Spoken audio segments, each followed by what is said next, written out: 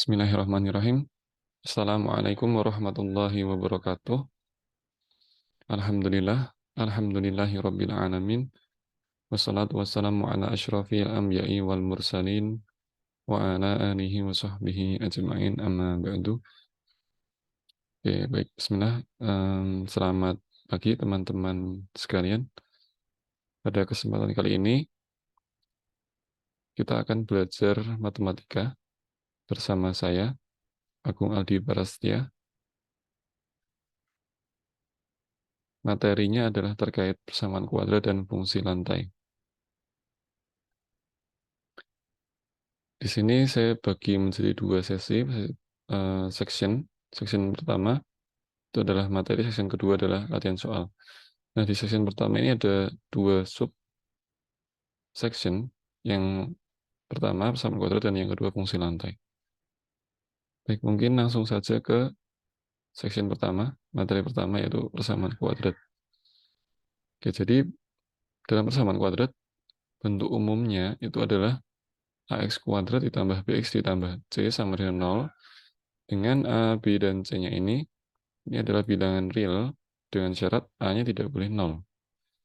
Kenapa A-nya tidak boleh 0? Karena andaikan A-nya ini 0, berarti persamaan ini menjadi BX ditambah C sama dengan 0. Nah, perhatikan bahwa ini merupakan persamaan garis, ya, bukan persamaan kuadrat. Ya, jadi, itulah mengapa A-nya tidak boleh 0. Bagaimana dengan syarat B dan C-nya? B dan C-nya ini tidak ada batasannya. Jadi bebas, tidak diharuskan tidak boleh 0 gitu. Jadi B dan C yang bebas, hanya A-nya, hanya koefisien dari x kuadratnya yang tidak boleh 0. Negatif boleh, akar-akar boleh, eksponensial boleh, logaritma boleh. Yang penting dia tidak bernilai 0 gitu. Oke, next. Misalkan x1 dan x2 ini adalah akar-akar dari persamaan kuadrat ax kuadrat tambah bx tambah c sama dengan 0. Nah, kita akan cari x1 dan x2 ini. Nah, dalam mencarinya, itu ada 3 cara yang dapat dipakai, yaitu pemfaktoran, melengkapi kuadrat sempurna, dan rumus kuadratik, atau yang kita kenal dengan rumus ABC. Nah, cara terakhir ini, yaitu rumus ABC, ini didasarkan pada koefisien-koefisien dari persamaan kuadratnya. Jadi ax kuadrat ditambah bx ditambah c sama dengan 0, koefisien x kuadrat itu a, koefisien x itu b, dan konstantanya itu c, ini digunakan gitu. Jadi untuk menggunakan rumus ABC, kita manfaatkan koefisien-koefisien dari persamaan kuadratnya. Oke, mungkin langsung saja ke contoh. Untuk metode pertama, pemfaktoran. Tentukan akar-akar penyelesaian dari persamaan kuadrat x kuadrat min x min 6 sama dengan 0. Pertama, akan kita cari nilai P dan Q sehingga x kuadrat min x min 6 itu dapat ditulis sebagai x plus P kali x plus Q. Nah, perhatikan bahwa x plus P kali x plus Q itu kalau dijabarkan menjadi x kuadrat ditambah P tambah Q x tambah PQ. Ya, ini tinggal menggunakan sifat distribusi perkalian pada aljabar. Nah, kemudian dengan menyamakan koefisien, yaitu koefisien x kuadrat min x min 6 dan x kuadrat plus P plus Q x plus PQ, kita peroleh P plus Q-nya itu 1, P plus Q-nya itu min 1, dan PQ-nya itu minus 6. Jadi PQ-nya itu min 1 berasal dari koefisien X yang berada pada persamaan kuadrat x kuadrat min x min 6 sama dengan 0 tadi. Kemudian P kali Q-nya itu minus 6, yaitu konstanta yang ini. Nah, dapat dicek bahwa pasangan P dan Q-nya itu adalah minus 32 atau 2 minus 3. Nah, ini berasal dari bilangan yang kalau dua bilangan yang kalau dijumlahkan itu hasilnya min 1, dan kalau dikalikan itu hasilnya minus 6. Kemudian coba kita pilih PQ-nya itu minus 3 dan 2. P yang minus 3, Q-nya 2. Kita peroleh x kuadrat min x min 6 itu adalah X plus min 3 kali X plus 2, atau X min 3 kali X plus 2. Nah, akibatnya akar-akar penyelesaian dari persamaan kuadrat X kuadrat min X min 6 sama dengan 0, ini sama saja dengan akar-akar penyelesaian dari X min 3 kali X plus 2 sama dengan 0, yaitu X-nya 3 dan X-nya min 2. Nah, jadi akar-akar penyelesaian dari persamaan kuadrat X kuadrat min X min 6 sama dengan 0 adalah X sama dengan 3 dan X sama dengan min 2. Dan dapat dicek bahwa memang benar X sama dengan 3 dan X sama dengan min 2 ini keduanya memenuhi persamaan kuadrat X kuadrat min X min 6 sama dengan 0. Baik, jadi seperti itu untuk metode pertama dalam mencari akar-akar dari persamaan kuadrat. Jadi intinya membentuk persamaan kuadratnya seperti ini, itu ke dalam perkalian dua buah polinomial berderajat 1. Nah, di sini X plus P dan X plus Q. Nah, di sini dicari terlebih dahulu P dan Q-nya, kemudian setelah diperoleh, kita langsung peroleh akar-akarnya gitu. Oke, baik, itu untuk metode pertama. Kemudian untuk metode yang kedua, ini ada metode melengkapi kuadrat sempurna. Baik, kita gunakan contoh yang sama dengan metode sebelumnya, persamaan kuadratnya. Jadi pertama kita akan cari P dan Q, sehingga X kuadrat min X min 6 itu dapat ditulis sebagai X plus P dikuadratkan ditambah Q. Nah, ini adalah bentuk kuadrat sempurnanya yang luas kanan. Oke, karena X plus P dikuadratkan plus Q itu dijabarkan seperti ini. X kuadrat plus 2PX ditambah P kuadrat ditambah Q. Kita peroleh X kuadrat min X min 6-nya itu sama dengan X kuadrat plus 2PX plus P kuadrat plus Q. Nah, dengan menyamakan koefisien, diperoleh 2P-nya itu min 1. Kemudian P kuadrat plus Q-nya itu minus 6. Nah, karena 2P-nya min 1, berarti P-nya min setengah. Dan karena P kuadrat plus Q sama dengan minus 6, berarti Q-nya adalah minus 6 min P kuadrat. Sehingga diperoleh Q-nya adalah minus 6 min P kuadrat, yaitu minus 6 min setengah dikuadratkan. Dia akan sama dengan minus 25/4. Nah, akibatnya, X kuadrat min X min 6, kita bisa tulis sebagai X plus min setengah dikuadratkan ditambah minus 25/4. Nah, jadi, akar-akar dari persamaan kuadrat X kuadrat min X min 6 sama dengan 0, sama dengan akar-akar penyelesaian dari X min setengah dikuadratkan dikurangi 25/4 sama dengan 0. Yaitu ketika dijabarkan seperti ini. Ini jumlahkan kedua ruas dengan 25/4 menjadi ini. Kemudian akar pangkat setengahkan kedua ruas. Jadi yang sebelah kiri dipangkatkan setengah, yang sebelah kanan juga pangkat setengah. Yang sebelah kiri menjadi X min setengah, yang kanan menjadi plus minus 5/2. Nah, akibatnya X-nya adalah setengah plus minus 5/2. Atau X-nya itu untuk bagian plusnya, berarti X-nya itu sama dengan setengah tambah 5/2, atau dia 3.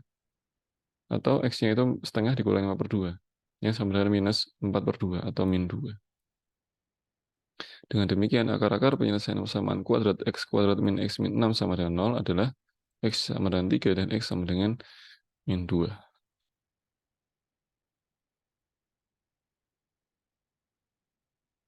Oke, jadi seperti itu untuk metode melengkapi kuadrat sempurna.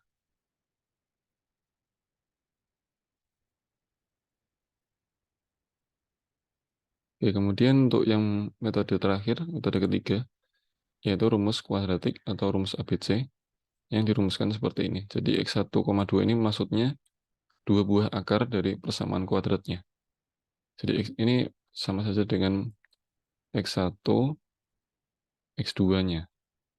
X1 dan X2-nya itu apa gitu. Nah, dia dirumuskan seperti ini. Minus B plus minus akar dari B kuadrat min 4AC, semuanya dibagi dengan 2A. A, B, dan C-nya ini berasal dari koefisien persamaan kuadratnya. Gitu. Misalkan kita akan mencari akar-akar dari persamaan kuadrat 6x kuadrat min 11x min 10 sama dengan 0. Nah, dari sini kita punya A-nya 6, B-nya min 11, dan C-nya min 10. Oke, jika X1 dan X2 adalah akar-akar persamaan kuadrat tersebut, maka berdasarkan rumus ABC, kita punya X1 dan X2-nya itu adalah minus B, berarti minus minus 11, plus minus akar dari B kuadrat, yaitu min 11 kuadrat, dikurangi 4 kali A-nya 6, kali C-nya min 10. Semuanya dibagi 2A. A-nya 6, berarti 2 kali 6.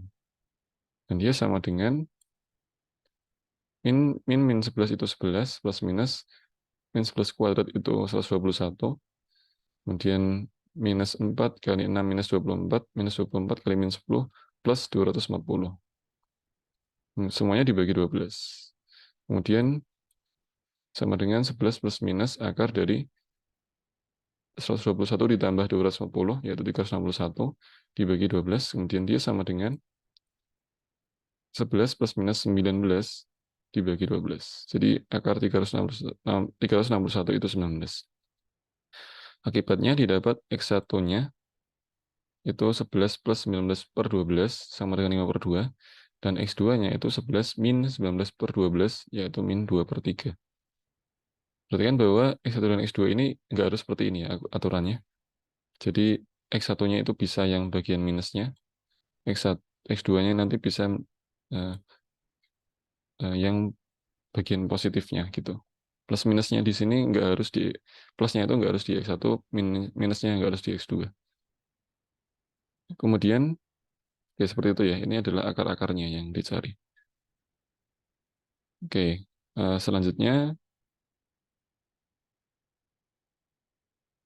ada sebuah teorema, yaitu yang kita kenal dengan teorema Vieta. Ini menjamin bahwa kalau diberikan uh, persamaan kuadrat, gitu ya, misalkan x kuadrat ditambah bx ditambah c sama dengan 0, dan x1 dan x2 itu adalah akar-akar dari ini. Nah, teorema Vieta itu menjamin bahwa jumlahan kedua akarnya itu sama dengan minus b per a. Dan hasil kalinya itu adalah c dibagi a, di mana a, b, dan c adalah koefisien-koefisien dari persamaan kuadrat ini.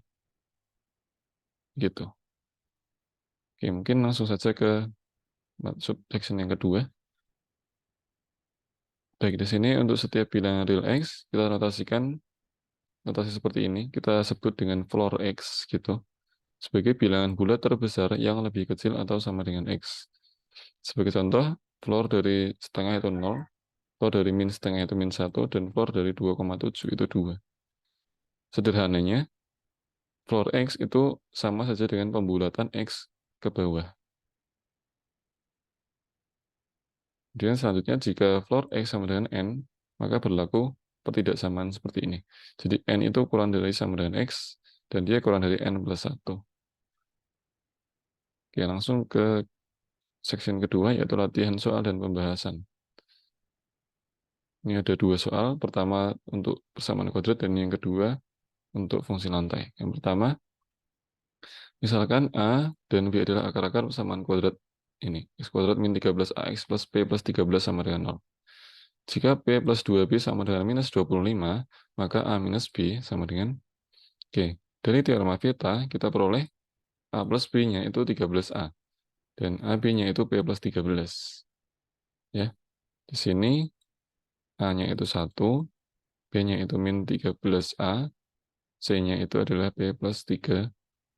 Makanya di sini, karena A dan B adalah akar-akar persamaan kuadrat di soal, maka A plus B itu adalah minus B per A, yang sama dengan min 13A per 1, atau 13A. Jadi seperti ini. Sama untuk yang AB, itu adalah P plus 13. Karena A kali B itu adalah C per A. Nah, C-nya itu P plus 13, A-nya itu 1. Begitu. Kemudian, karena A plus B sama dengan 13A, maka B-nya 12A. Sehingga P plus 2B sama dengan minus 25, yang syarat di soal ya, info di soal. Maka sama saja dengan ketika B-nya diganti 12A, berarti ini menjadi P plus 24A sama dengan minus 25. Atau P-nya itu adalah minus 25 minus 24A. Nah, kemudian karena AB itu P plus 13 dan B 12A, didapat AB sama dengan P plus 13. Itu B-nya diganti 12A menjadi seperti ini, A kali 12A, sama dengan P-nya diganti minus 25 minus 24A. Jadi minus 24A minus 25 ditambah 13, dan dia menjadi 12A kuadrat plus 24A plus 12 sama dengan 0. Jadi semuanya dipindah ke ruas kiri. Sederhananya, kata-katanya dipindah ke ruas kiri. Jadi seperti ini, minus 24A itu yang ruas, kedua ruas dijumlahkan dengan 24A, jadi menjadi yang di sebelah kiri ini. Kemudian yang minus 24A-nya itu hilang, menjadi 0. Kemudian yang ini, minus 25 plus 13 itu kan min 12. Nah, jumlahkan kedua ruas dengan 12, yang min 12 di sini hilang, ruas kanan, yang ruas kiri menjadi ada tambahan plus 12. Jadi setelahnya dipindah ruas gitu. Nah, kemudian kedua ruas dibagi 12. Menjadi A kuadrat plus 2A plus 1 sama dengan 0. Lalu ini bisa difaktorkan menjadi A plus 1 dikuadratkan sama dengan 0, yang mengharuskan A-nya itu min 1. Nah, akibatnya B-nya itu adalah 12A. Itu sama saja 12 kali min 1, yaitu min 12. Sehingga A minus B-nya adalah min 1 min min 12, atau min 1 plus 12, yaitu 11. Sehingga jawabannya adalah yang B. Jadi nomor 1 ini menggunakan aplikasi teorema Vieta. Baik, nomor 2. Diketahui interval setengah terbuka minus A per B hingga 0 adalah solusi dari ketidaksamaan ini. 0 lebih kecil dari 3, floor 3x plus 3 kurang dari 7. Dengan A dan B adalah bilangan asli yang memenuhi FEB-nya 1. Kemudian P besar itu A plus B dan Q besar adalah bilangan prima ganjil terkecil ketiga, maka oke, kita tentukan kuantitas P dan Q. Mana yang lebih besar atau sama atau nggak bisa. Oke, karena 0 lebih kecil dari 3, floor 3x plus 3 lebih kecil 7, dan fungsi lantai ini merupakan bilangan bulat, berarti floor 3x plus 3 ini harus bernilai 1 atau 2. Ya, jadi karena ini harus bernilai 1 atau 2. Kenapa? Karena kalau floor 3x plus 3-nya ini lebih dari 2, ini kan 3, floor 3x plus 3 menjadi, kalau lebih dari 2, berarti kan bilangan terkecil, bilangan asli terkecil setelah 2 kan 3. Ini menjadi 3 kali 3 sama dengan 9, dan 9 tidak kurang dari 7. Itulah makanya X-nya berada di rentang ini, 1 dan 2. Oke, kalau X-nya 0, jelas tidak bisa, karena 0 tidak lebih kecil dari 3 kali 0, atau 0. Ini salah. Itulah mengapa nilai dari floor 3x plus 3 harus 1 atau 2. Jadi kemungkinan pertama, kalau floor 3x plus 3-nya 1, maka floor 3x plus 3-nya 1, ini ke sini menggunakan sifat dari floor, yaitu floor 3x plus 3 menjadi floor 3x ditambah 3, jadi 3-nya keluar, 91, atau floor 3x-nya itu minus 2. Nah, akibatnya dengan ketidaksamaan pada materi di atas, kita peroleh 3x-nya itu lebih dari minus 2, tapi lebih kecil dari min 2 plus 1. Atau sama saja, x-nya berada di antara minus 2 per 3, minus 2 per 3-nya include itu, inklusif, dan min sepertiganya itu eksklusif, nggak ikut. Oke. Berikutnya untuk kasus yang kedua, jika floor 3, 3x plus 3-nya 2, dengan cara yang sama seperti tadi ya, langkah-langkahnya, kita peroleh floor 3x-nya itu min 1. Akibatnya min 1 lebih kecil sama dengan 3x lebih kecil dari min 1 plus 1, atau sama saja min sepertiga lebih kecil sama dengan x lebih kecil 0. Nah, akibatnya ketika digabungkan dengan kasus pertama tadi, yang atas ini digabungkan dengan yang ini, kita peroleh himpunan semua penyelesaiannya adalah minus 2/3 lebih kecil sama dengan x lebih kecil 0.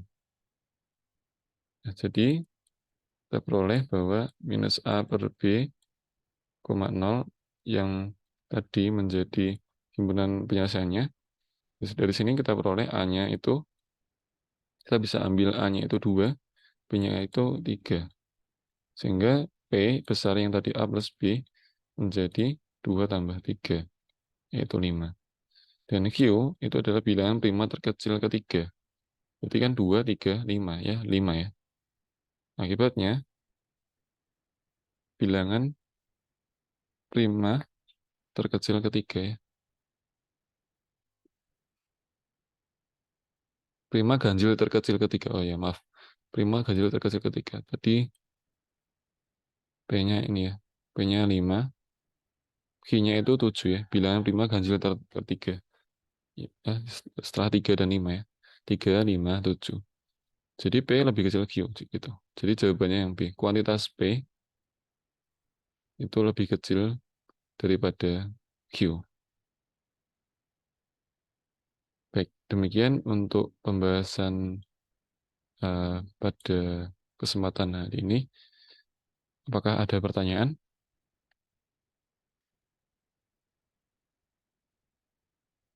Oke, kalau tidak ada pertanyaan, kita bisa akhiri. Mungkin nanti sambil dipahami ya materinya di atasnya ini untuk kemudian mencoba memahami lebih lanjut untuk latihan soalnya di bawahnya. Gitu.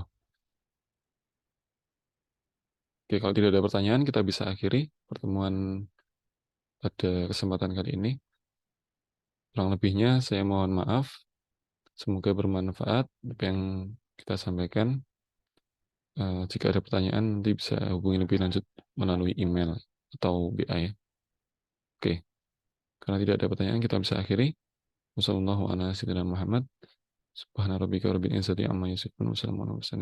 wabarakatuh. Saya akhiri. Wassalamualaikum warahmatullahi wabarakatuh.